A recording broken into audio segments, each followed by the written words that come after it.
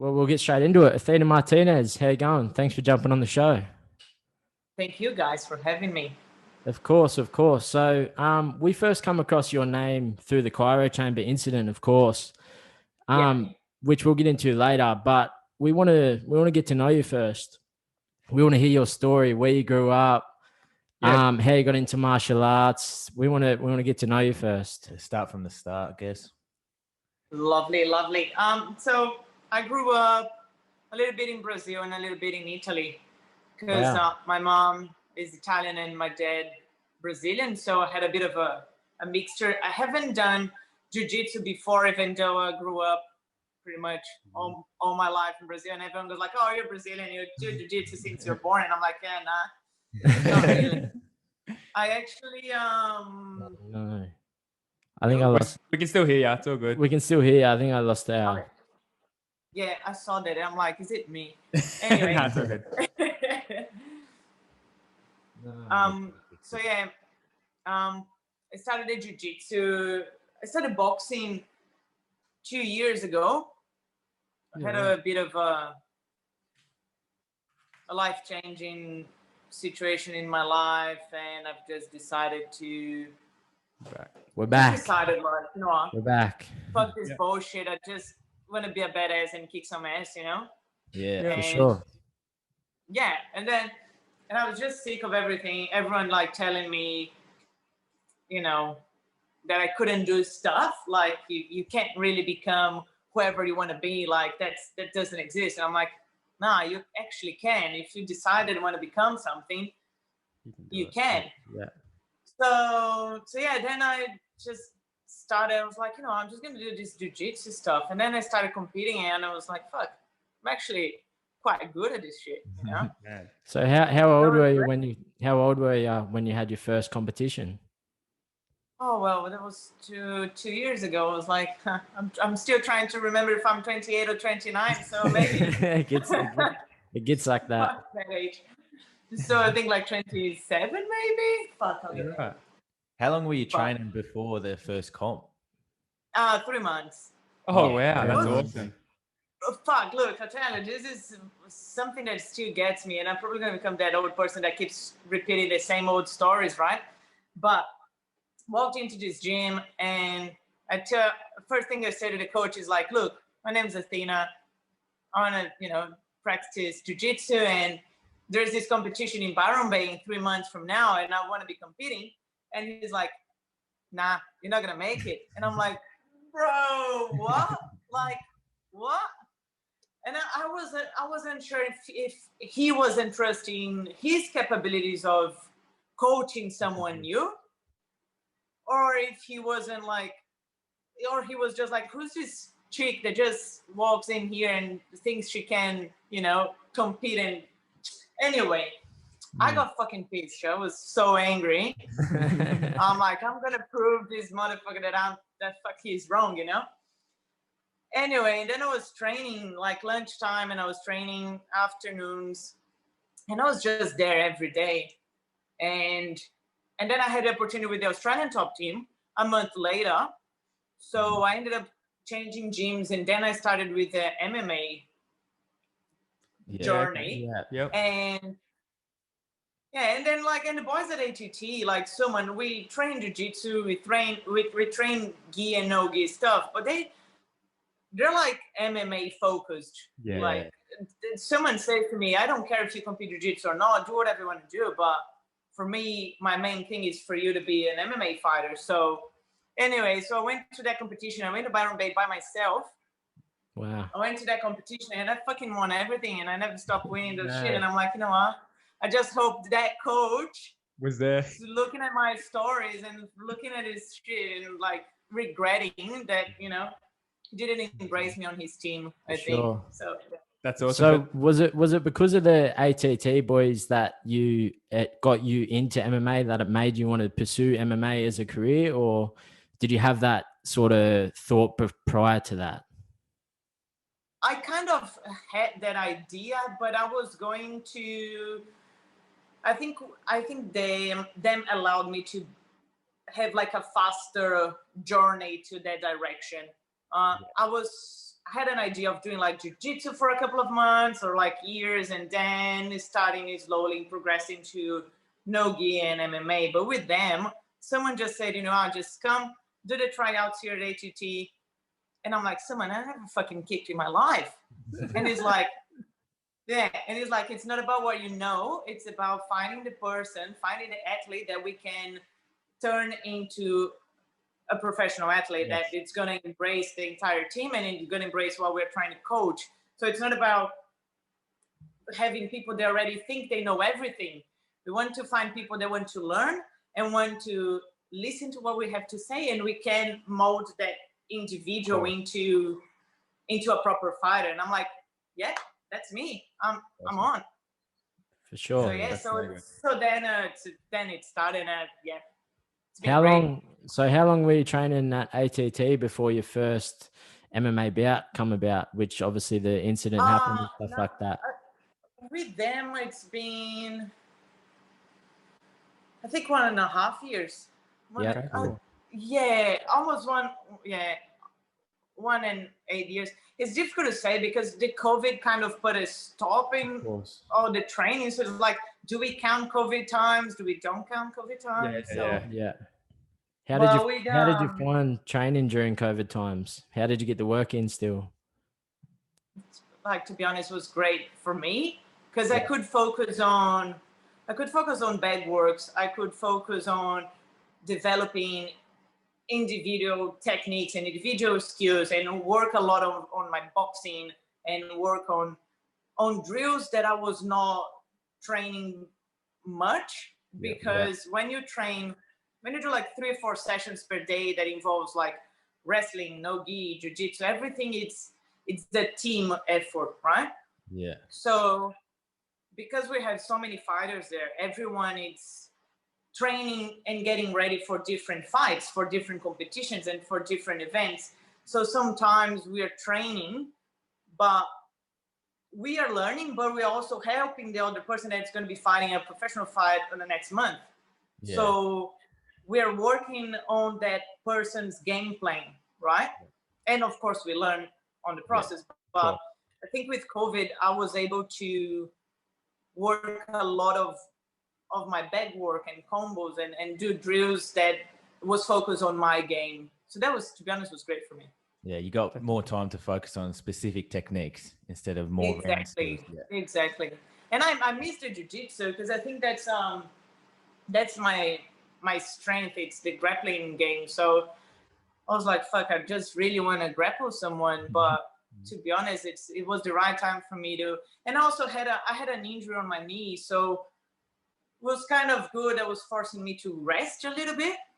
So that was good. I was like, okay, I'm gonna try to not train jiu-jitsu for this COVID time, and that's gonna be my resting and recovery time for my knee. So it was great.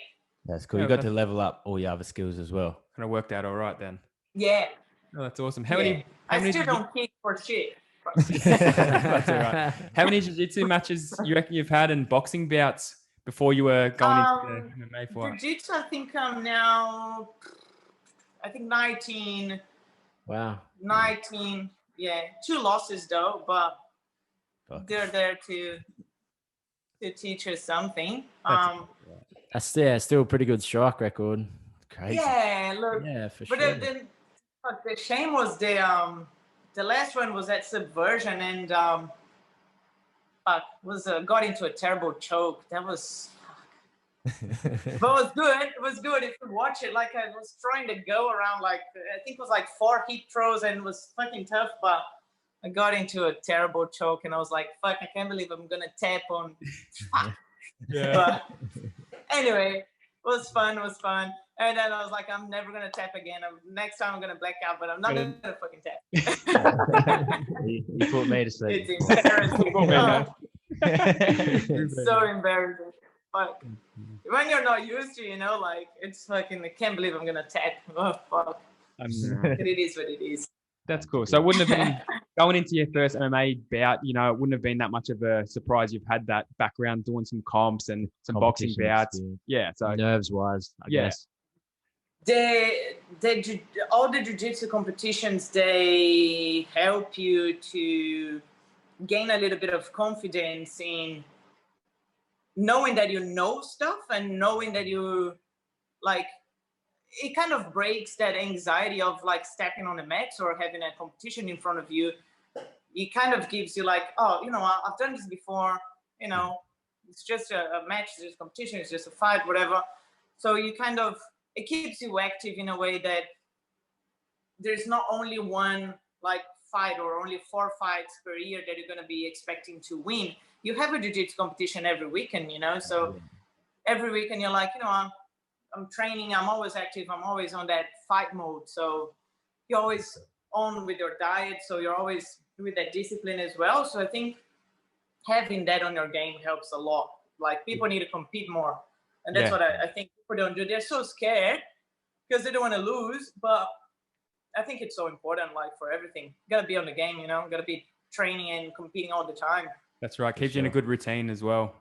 Yeah, exactly. And it gives you something to work for. Like I see with a lot of professional fighters, after this COVID thing, because all the fights, they're so uncertain when they're going to happen, what they do, like, they're like, why am I going to go training for if I don't know when we're going to be able to be fighting? Like, it could be next month, it could be in 6 months from now. So a lot of people kind of stop training for a while. And I'm like, you got to be ready. What if it's tomorrow, you know? Yeah, that's so true. Oh, yeah. 100%. Well, that kind of leads us into the Urban Fight Night 23, I think it was. Yes. So do you want to give us a bit of a rundown, just the events leading up to it and how the incident kind of came about? For the people that don't know. Yeah, so Urban Fight Night was supposed to be, well, actually happened on November 27th. We kind of had a notice of, it was supposed to be in December, but 3 weeks before, they're like, you know what, we changed the dates, it's in 21 days from now. Yeah. And I'm like, oh, great, I just have 10 kilos to lose. Great, good, easy. So I started the weight cutting and started with the diet. I started with the like proper training for like skills and proper game plan, everything. And at the time, the dietitians that I work with, they were like, look, we don't have time for this right now. And also it's too much of a short time. We don't think you should be fighting. And I'm like, guys, okay, thank you. I'm gonna do it by myself, you know? So I went with this other dietitian guy and the diet was great. Like the weight cutting was great.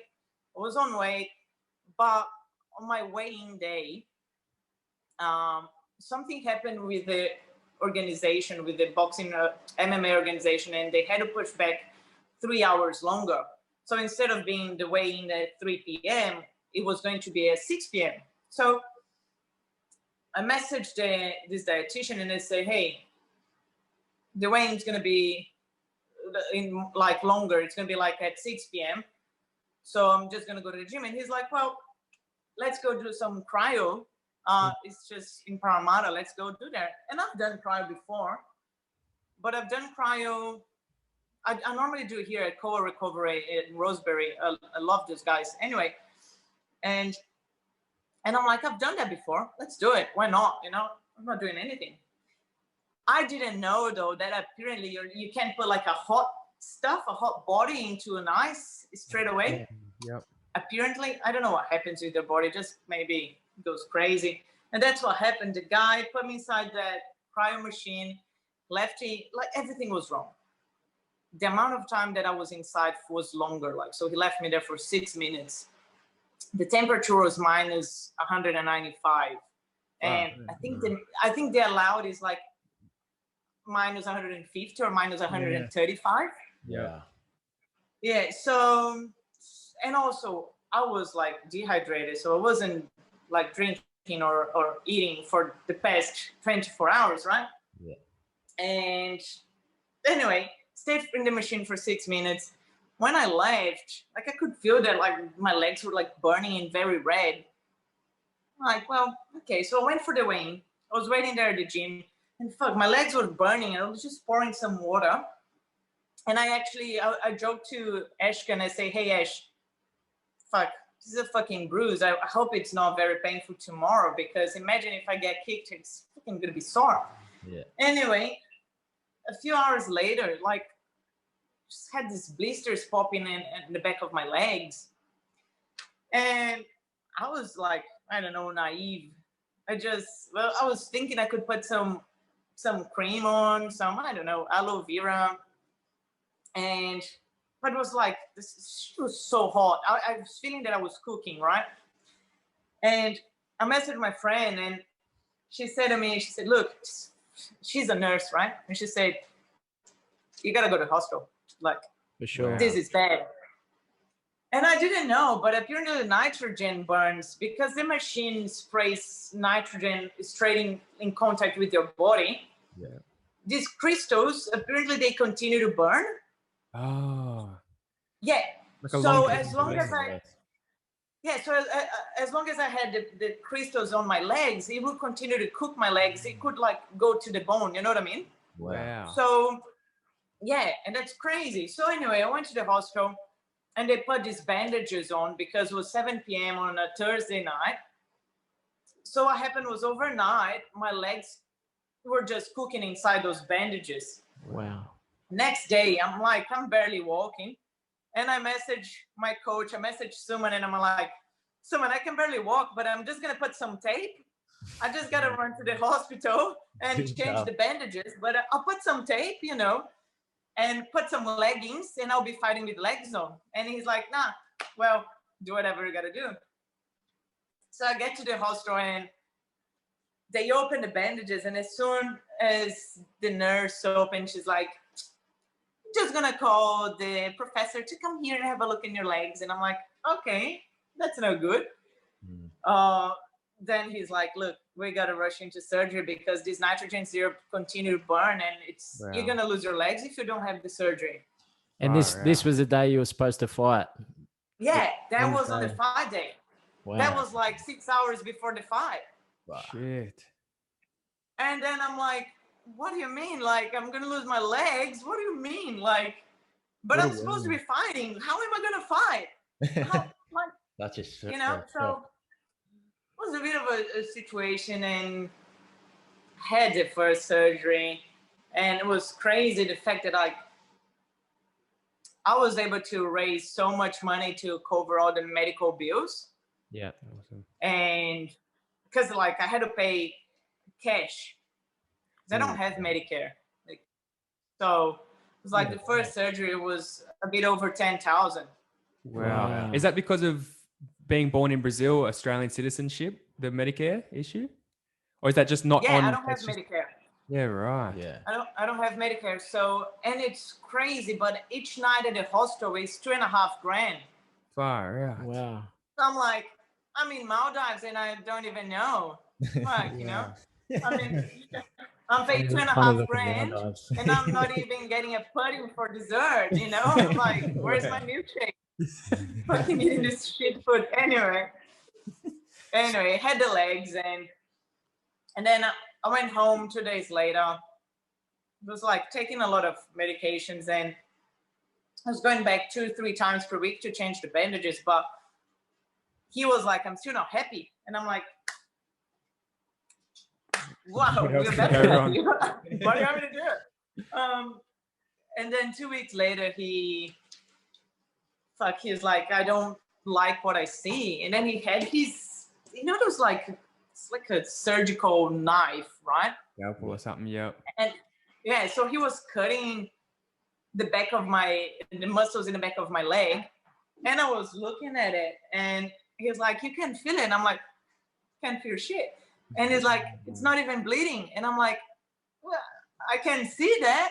And he was like, I need to keep cutting to see when it's going to start bleeding. And I'm like, wow. No way. okay. Then no blood at all. So he's like, it's just dead. You're going to have another surgery. And I'm like, just add it to the list of things far out. Yeah, I think the second surgery was a bit, I was very scared because he was explaining that the scarring process is if your leg, because what's on the back of my knee, if I wasn't able to fully extend my leg, what happens is if I was training jiu-jitsu and someone forced my leg in an extension position, it would just rip off the skin from, you know? Wow. Yeah. So I'm like, everything is going in my head, and I'm like, fuck. Okay, let's do the surgery. But, you know, so I did a second surgery, and Went well? now it's been, yeah, it's great. I'm 100% now. Awesome. No way. So what did they say after the second surgery? The recovery process time, or did they give you a time frame, or was it very reassuring? They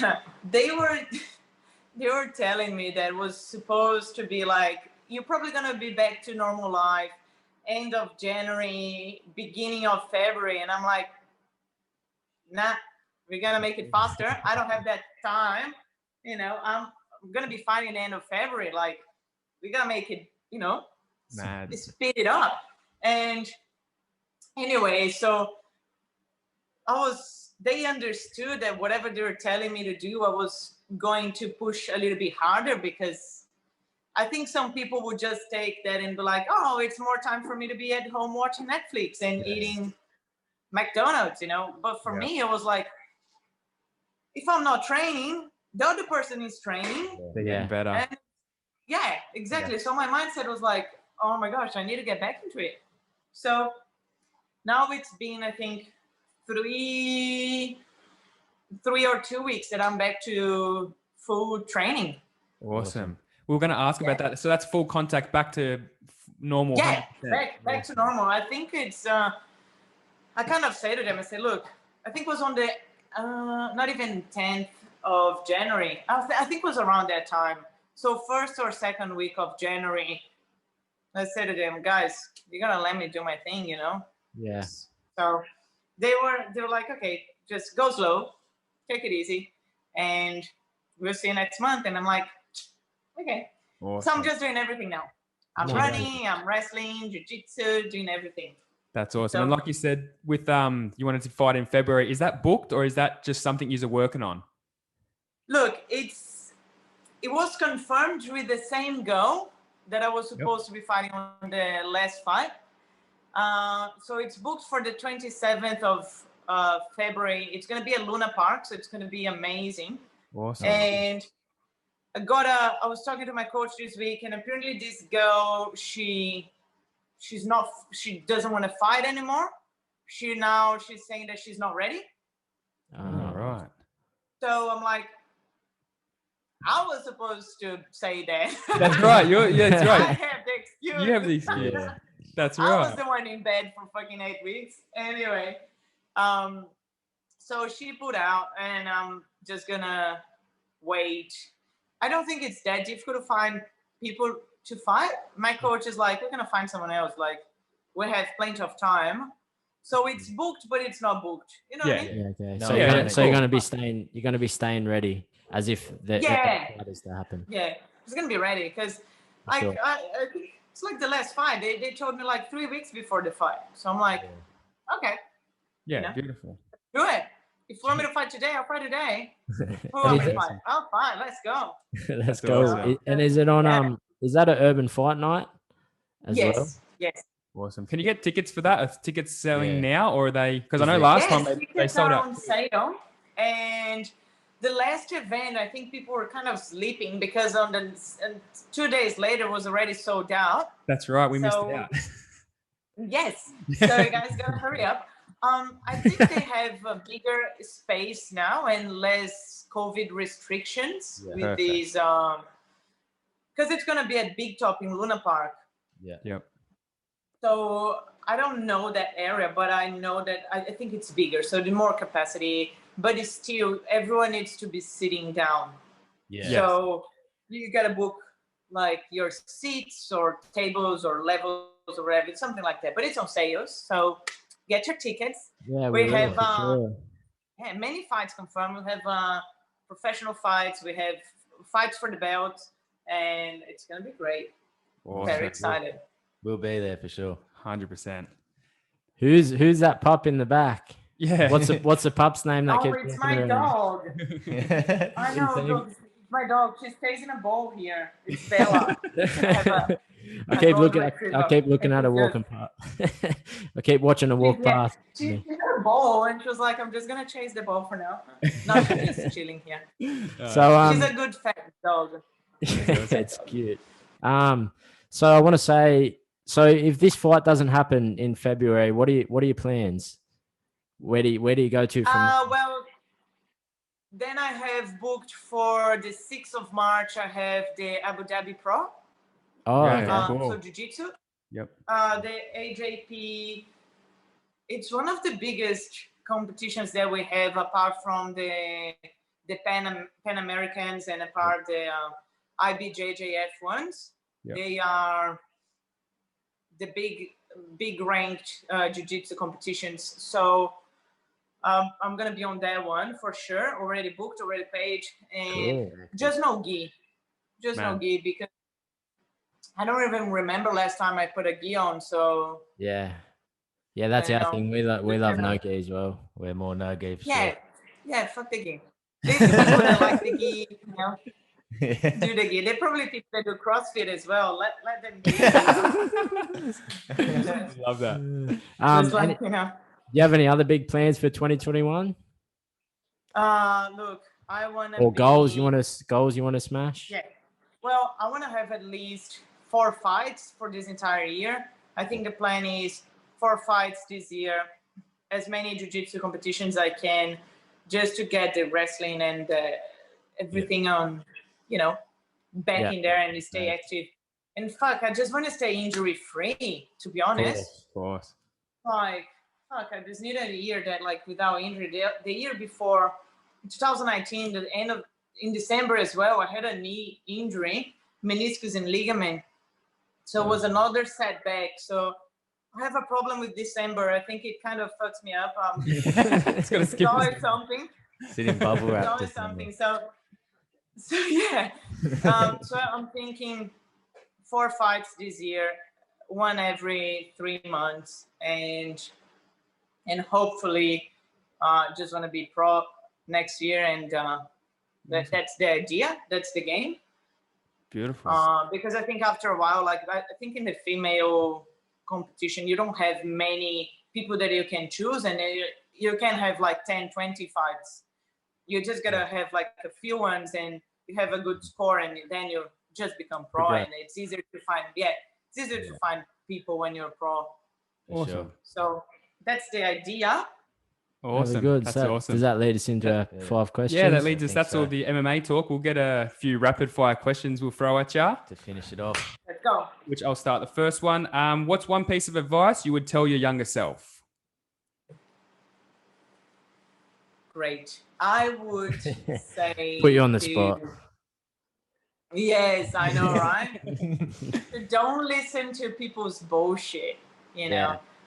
Normally the ones that are telling you that you can accomplish something, it's because they can't accomplish. Love so they put that on you. Like, just because I couldn't make it, you're not gonna make it. So that's not how it works. You couldn't make it because circumstances in your life, or because you're just a shit person, but my story is my story, and it's different, and I'm gonna make it work.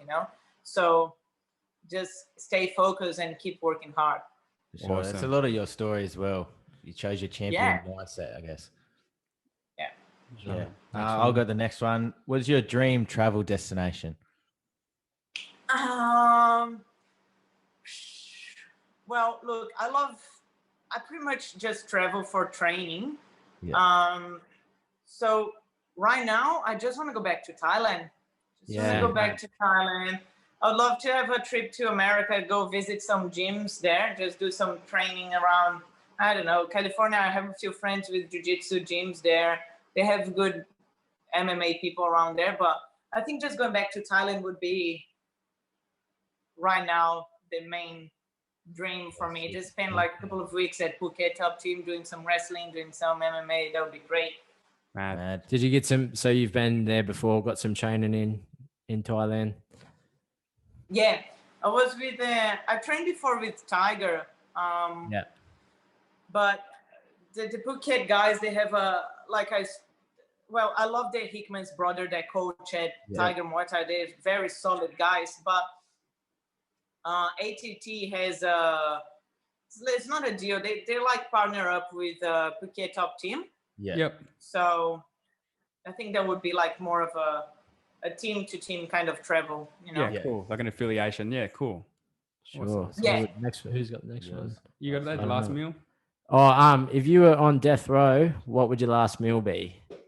Oh, that's easy. Okay, so I've asked myself that question many times. So it would be oysters, and Oysters? I would have, hold up, I have the entire course here, and I'll have a lasagna with a big juicy T-bone, and then I will have a slice of caramel slice with some ice cream on top, and a really good cup of coffee and an orange juice, and that's I it. love that.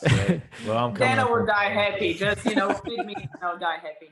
I love that. We'll be there. You've definitely, definitely thought of that one before. Hey, pre-planned that one. I love that. All right, last one. What's your favorite superhero? Favorite superhero? It can be anime, man. whatever. Oh, fuck. I like Batman, but I think I would be more like I don't know, Iron Man kind of thing. Cool. Yeah, man. I like he's super cool. Yeah, I like that guy. But I like Batman as well. But maybe, I think both. I like both. Yeah, both. Join cool. them into one. We got a couple more. If you could have dinner with 3 people, dead or alive, who would it be and why? Okay. It would be Oprah. Nice. Definitely Oprah. It would be, I think, Barack Obama. Cool. And let me think. Good question. It's a hard question. It's a hard question. Or then I think, what's that guy that died? Rob Williams? Robin Williams. Yes. Yeah. I think it would be very interesting. I think, Obama and Oprah, they are just like, they have great mindsets, and it's all about progressing and becoming a better person, and they see the big picture and how to go from shit lives and going from zero to becoming like amazing in what they do and just changing your life in incredible ways, right? And also they are just amazing role models, and I think that's the thing that I really try and be a role model for me and for other people around me, and hopefully inspire some people. So they inspire me, and I hope to one day inspire people a little bit as well. I think you will, with your story and overcoming adversity and seeing how you're recovering and coming out the other side. I think you'll inspire a lot of people. 100%. Well, you inspire us too. Yeah, for sure. Thank you. Don't make me cry. No, you're good. I'm kidding. Awesome. Yeah, I think look, it's a good way, and I think that Rob Williams, because the guy is also he had so many inspirational movies, and I wanted to know what's with this idea of just helping everyone and bringing happiness to everyone's life, but on the other hand, you have this dark. He couldn't. Yeah. Dark in yourself. I just wanted to know what goes in that kind of dark mindset, For sure. Wow. And I'm gonna ask a personal one. I've seen on your Instagram you read a lot, so I want to know what's your favorite book or a book recommendation. Yeah, I'm a big reader as well. All right. I love self-development books, right? Because I think people should read anyway. Whatever they enjoy reading, they should read. But I also believe that we can only control ourselves. We can only develop ourselves. I can't force you to become a better person. So I think if I'm going to be reading something, it's something that is going to help me to improve myself and become a better person, right? Yeah. So I read a lot of Stoicism. So I read a lot of Ryan Holiday and Marcus Aurelius, Seneca, everything that it's about the being practical with your approach in life, you know, and it's understanding that that is stoic mindset, that things are out of our control. You know, what are the things that you can control? The life is short, and the only guarantee that we have is that we're gonna die.